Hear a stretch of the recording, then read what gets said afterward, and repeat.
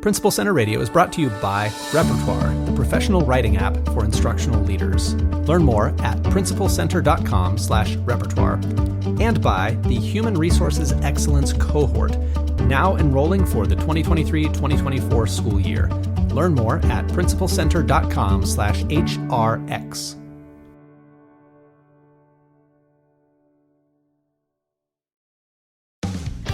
Welcome to Principal Center Radio, helping you build capacity for instructional leadership.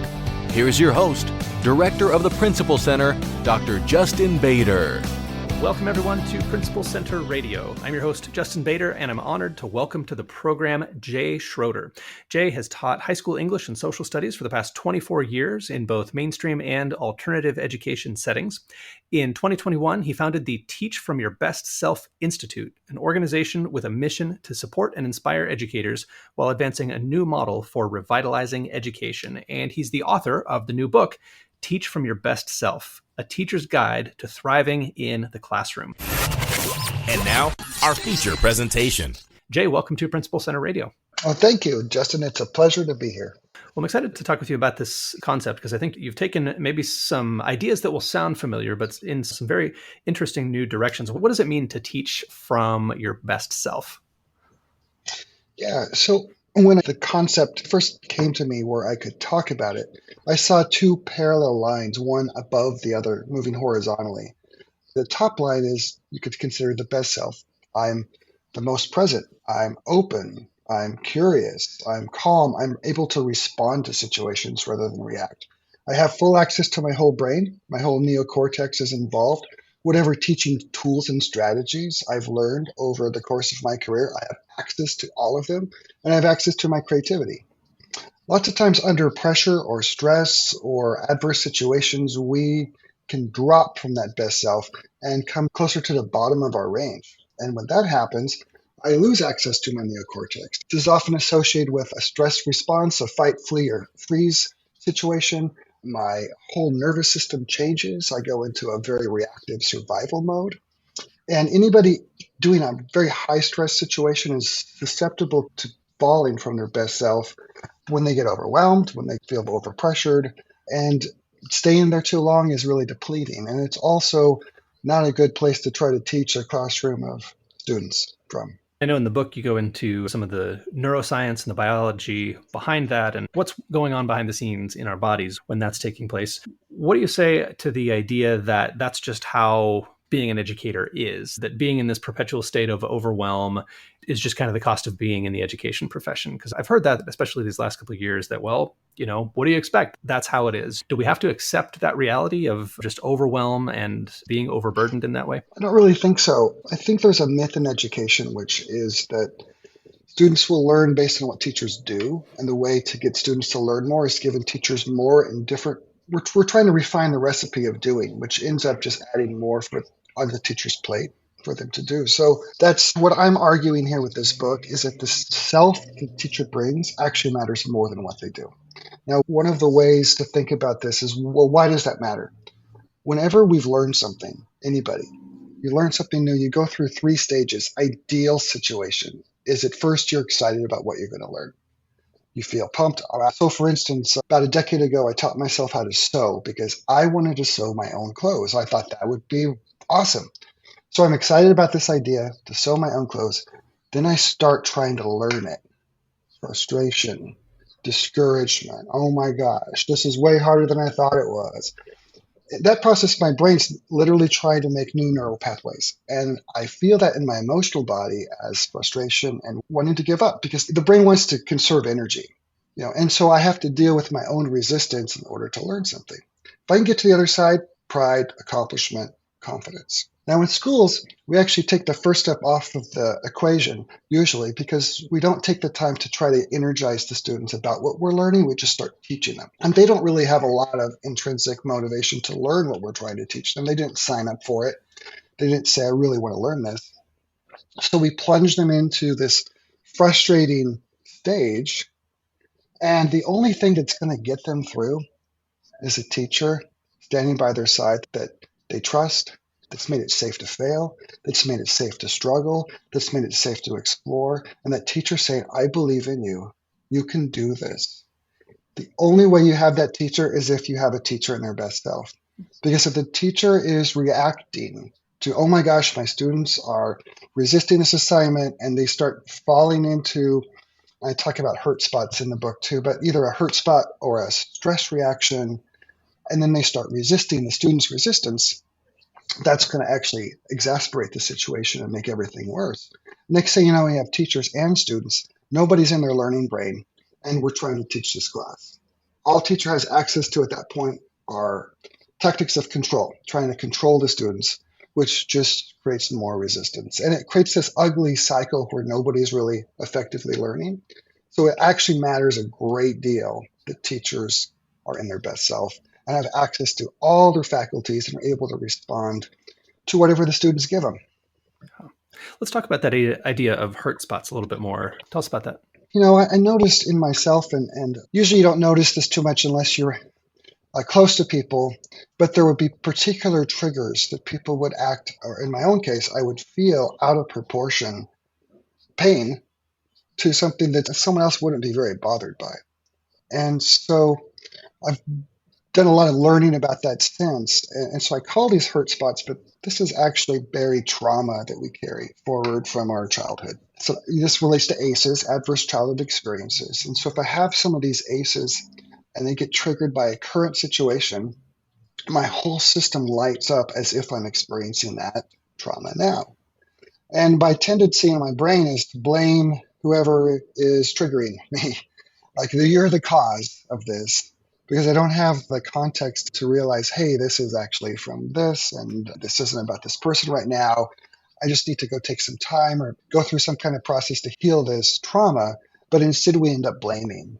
Now, usually hurt spot reactions, besides the pain that they cause, is also they're accompanied by stress reactions too. So I'm losing access to my neocortex. I'm going into fight, flee, or freeze. And they're really difficult places to try to teach from. And so I wrote about those because it's so much a part of the map of teaching and learning, because students have them as well, teachers have them. And if we don't include them, as this is part of the dynamics of the classroom, then we're not going to be able to effectively fulfill the promise of what education can be.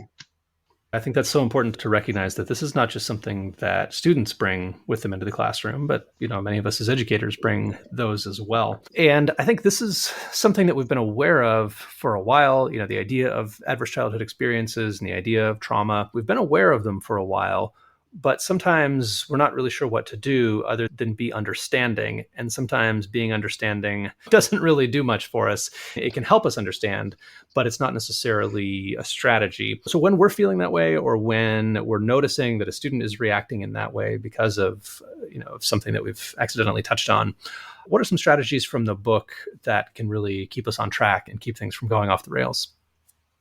So, being aware of it actually matters quite a bit. Though when I was first introduced to the ACEs, it was like, okay, now I understand this. What do I do with it? The research says that the best way to help a student move from this kind of hurt spot reaction place is a calm, safe environment. And if I'm in my best self, I'm going to create my classroom as that kind of safe place for students, where they feel a sense of belonging, where they feel safe to sort of get themselves back. What I think we feel pressure to do as educators a lot of times is to push on that kid, because the kid's not engaging probably productively in the lesson at this point. And so as soon as I start pushing on them, I'm actually inviting a big power struggle, because literally they are not in the right mind for learning, period. And so what that student needs is to not have any demands placed on them, so that they can shift into their best self, as efficiently as possible. But it's going to take a little bit of time. And I need to know going in that if I start pushing on a student, they're going to get their hackles up and we're going to have a battle. And that's going to likely trigger me into a stress or hurt spot reaction as well. And then I've undermined the learning environment for the whole class. Yeah. And I think we've probably all both seen other people be that person who pushes a Hmm. student. And we've probably all been that person as well of, I think I'm having high expectations, or I think I'm keeping my class on track, but I'm really accidentally kind of stepping on a landmine and provoking a situation that if I had realized what was going on, I could have stepped around that. Um, how can we think about that caution and that wisdom in a way that is, I think when people criticize that, just that kind of awareness and that caution, they say things like, well, we need to have high expectations. Why don't you have high expectations for that kid? And sometimes we, we look at the people who say that and say, well, why don't you have better social skills at getting along with, kids who maybe are walking in with a lot of baggage? How do we understand that issue as far as expectations and needing to move things forward versus that awareness? So your question brings up a couple of things, and one of them is we have to get real about what's even possible. In education, I think we're expected to do things that aren't possible. If a student is having a hurt spot reaction, it is not possible for them to learn or engage productively in that moment. Their brain is not in that zone. So the best thing that I can do to hold high expectations is to support them to shift into a learning space as quickly as possible and then work with them from there. What's really struck to me is there's a lot of pressure in education. There's pressure on educators. Well, there's pressure on school leadership. Administrators are under a lot of pressure. And that pressure trickles down, probably, I think, from the school board to district leadership, to district building leaders, to teachers, but then it trickles to students. There is enough pressure in learning at a high level by itself. Pressuring students is not the best way to get them to learn. Pressure just creates resistance or compliance at the best case scenario. But if I'm pressuring a student and they're complying, or maybe they're bought into grades, that's like, where's the learning in that equation? But if I can relate to them in my best self, at least they're going to want to do well for me because we have this relationship. And then they can go through those 3 stages of learning a few times successfully and start developing some confidence in themselves as learners. So that's the way to start building, holding high expectations is supporting students to move through those 3 stages. A lot of the times that I teach high school, by the time I see kids, they're giving up already at stage 1. They flip through the pages of the story. Oh, too many pages. They're done because they've gotten burned so many times at stage 2. They don't believe in themselves enough to finish, to get through to the 3rd stage. So they're already quitting. The more we can support students, this also relates to this idea of lifelong learners, which we all talk about. But what does that actually mean? It means that I could take a really difficult new project and I can stick it through all the way to the end because I know I've done it before. And I think schools, we can be training grounds to give young people that capacity that's going to set them up way better for their future than if we just try to pressure them or judge them or shame them or belittle them or criticize them for not doing what we want them to do in class. I wonder if we could talk a little bit more about the kind of being aware Mm-hmm. of ourselves and then what we do when we find that we're in a state that is not our best. I think there's been a lot of discussion over the past couple of years about taking more time off, about being okay with using Mm-hmm. mental health days and things like that. Yeah. And certainly there are times when that is the appropriate solution, when some time away is helpful. Having said what we just said about applying pressure to students and how that can backfire, how do we approach that for ourselves? Because certainly every teacher, every administrator is going to face days when it just feels Mm-hmm. like I would rather avoid this Mm-hmm. day. And yet I know the days will keep coming, even if I avoid today. I see all of these ways that I could answer that question, so I'm just going to do my best. In the Teach from Your Best Self model, you can imagine a triangle. At the top of the triangle is the teacher coming from their best self, or administrator. At the bottom on the left, students relating to students in ways that help evoke the student's best self.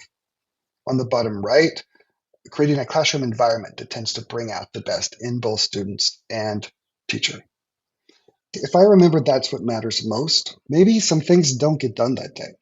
But if I was able to bring my best, and by my best, I don't mean constant composure, it's authentic. Hey, letting a fellow colleague know, boy, I'm kind of hurting today. This is hard. I don't need to pretend to be my best self. I just need to bring the best I have in that moment and know that if I do that, things are going to go better than they would if I didn't. And we're not reaching for perfection here. I'm maximizing. As a classroom teacher, if I'm having a rough day, but I bring the best that I have, I'm maximizing my students' ability to bring their best to me, because the selves that we bring is contagious.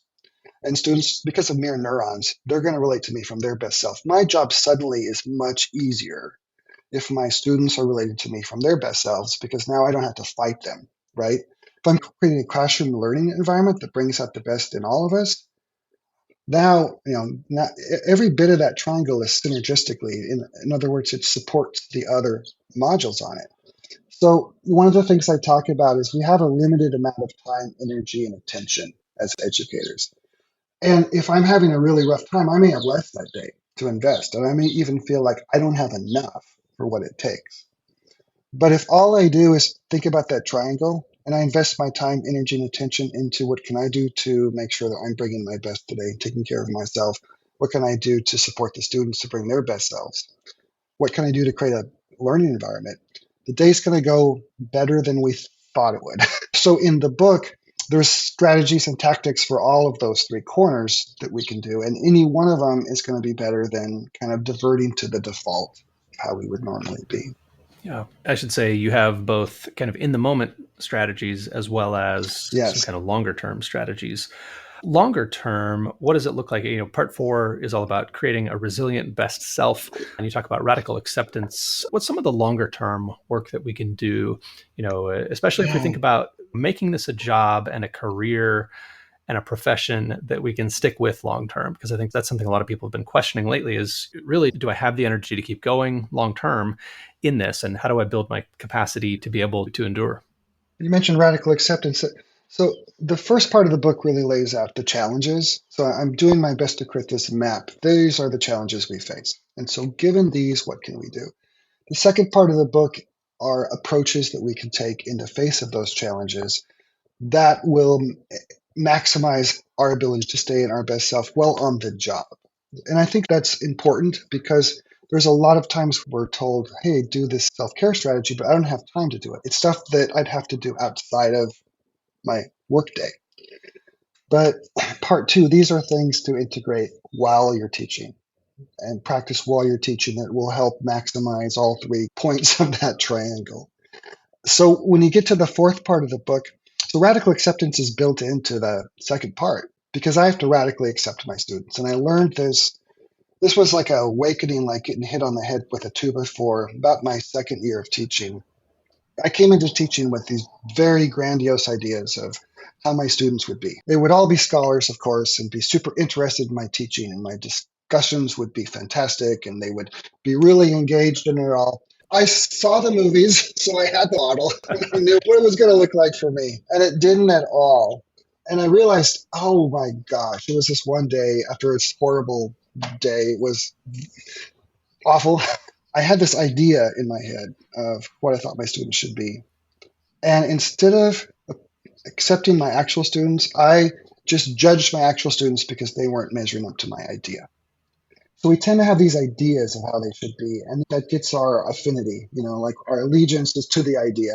And I was telling myself I was holding high standards, but really what I was doing was judging my kids for not measuring up to my idea.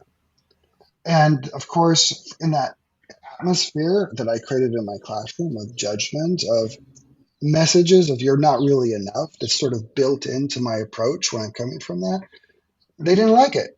And so they're going to push back. I call that putting people in a box of should. We have this idea of how they should be, and we put them in that box and we say, you should fit into this box of my standards of how I think you should be.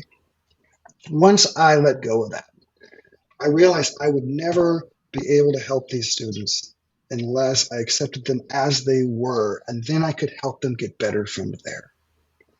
So when we get to the fourth part of the book, I turn it on to ourselves, because we have to have that kind of mindset to ourselves in order to grow. If I'm judging myself, putting myself in a box of should, then I'm not really, it's like I'm freezing the pain and trying to disassociate from it. as opposed to letting it work its way through me. And so in that fourth part, in terms of radical acceptance, I talk about this really dark time in my life where I just said, okay, I surrender. I'm going to feel exactly what this feels and accept all of it. And it really shifted my whole path, my whole direction. Radical acceptance has been used, I've learned since, therapeutically. Marsha Linehan uses it for a lot of success, working with, I believe it's people with really deep psychosis issues.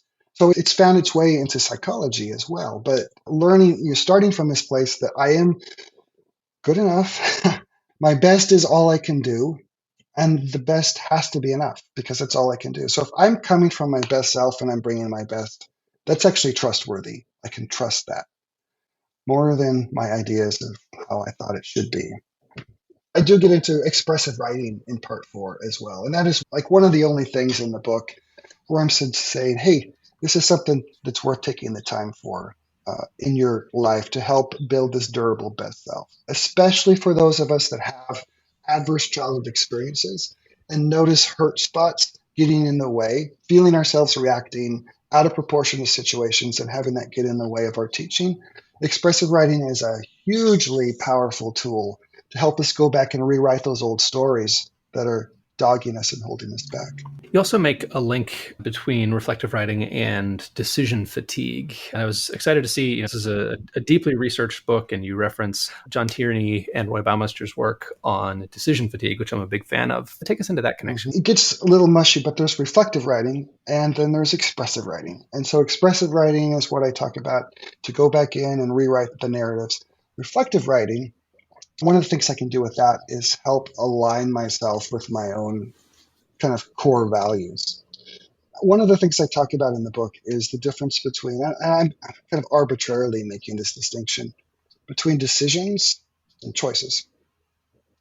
Teachers make so many decisions, and decisions are really, they take a lot of our energy. And so we can become mentally exhausted from making too many decisions. Decisions are often made, this is maybe a weird concept, but if you think of ourselves not as being one thing, but actually there's a whole bunch of aspects in us that often want and need different things at different times. So, if you can imagine, part of you wants to go to the gym and work out and get strong, and another part of you wants to sit and eat ice cream and watch Netflix. And we all face these different aspects that kind of war amongst ourselves. So when I am trying to make decisions from an internally conflicted place, it costs me energy. So much about teaching your best self is how can I minimize the expense of energy and maximize the results? So I don't want to have that expense every time I make a decision, especially when I'm making thousands of them a day.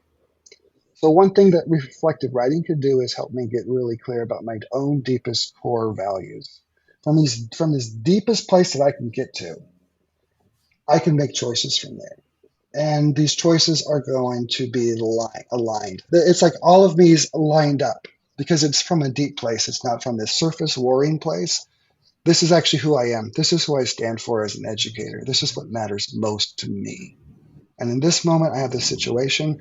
I can choose from there, and it won't be nearly as costly if I've done that pre-writing work. And as Aristotle said, know thyself. It still works. It's still pretty important that educators get to that point. Advice that has held up over time. So it helps with decision fatigue, weirdly enough, because I'm not at war with myself when I'm making decisions. So it saves energy. Well, a both deeply philosophical and deeply practical book. I understand in addition to the book, you have founded the Teach for Your Best Self Institute. Tell us a little bit about that.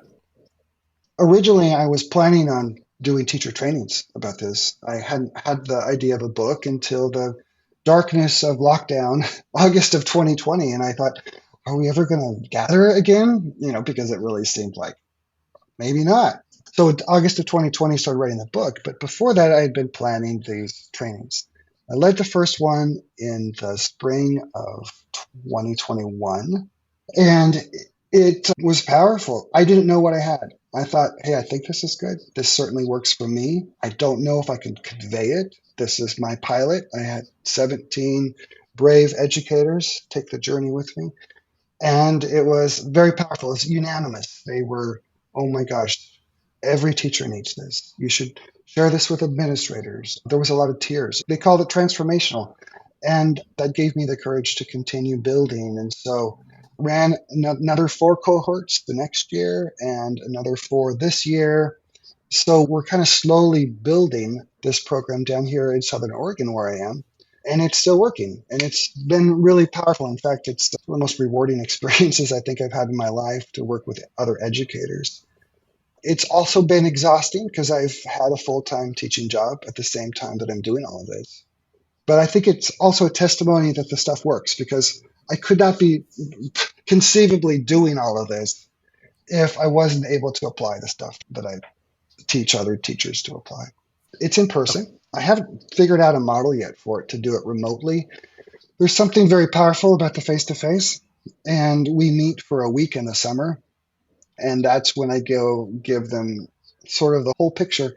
But in order to change the patterns, it takes some time. So we meet once a month throughout the school year. And then they can talk about, gee, I've had this and this and this happen. And then we talk about which principle we could use and how that would fit with this and this. And by the end of the year, they become pretty solid inside of being able to have ready access to the Teach from Your Best Self tools and principles. That's the model I've done so far. One of the things that happens every time I do a training, they say, well, you should have this conversation with administrators. You should share this with administrators. And so this is my first chance to speak to administrators, which I'm super excited about because I know there's a lot of educational leaders that follow this podcast. And so I would just say that triangle that I mentioned, teacher teaching from their best self, and then you've got over here, you've got the students coming from their best selves, or at least I'm related to students to support that motion, creating a learning environment that helps us all stay in our best self and learn from there. That can be replicated at a district scale, right? Because if you have district leadership coming from their best selves and they're relating to their staff in ways that help support the best selves of their staff members, and they're creating environments, district school environments that help bring out the best selves of every single staff member, student, adult that walks into the building, I think you have a direction for sustainable education reform that will actually help all of us. And my view is that if we did that and we sort of started replicating it at district-wide scales, we could start to really feel the potential of what education can be. Yeah. So that would be my hey, it's not just for teachers. We can do this together. So the book is Teach from Your Best Self, a teacher's guide to thriving in the classroom, and certainly a helpful read for administrators as well. So Jay, if people would like to learn more about your work or get in touch with you, where's the best place for them to go online? Probably the best place is the website, which is teachfromyourbestself.org. I am on Twitter. That's a J_Schroder. But the website has a place. Certainly there's a big overview about the work and about what we're doing, as well as a place for them to reach out and say hello or ask questions or comments or become a part of the Teach from Your Best Self larger community. Perfect. We'll put links to both in the show notes then. Well, Jay, thank you so much for joining me on Principal Center Radio. It's been a pleasure. It's certainly been a pleasure talking to you, Justin. Thanks for the opportunity. Thanks so much. Thanks for listening to Principal Center Radio. For more great episodes, subscribe on our website at principalcenter.com/radio.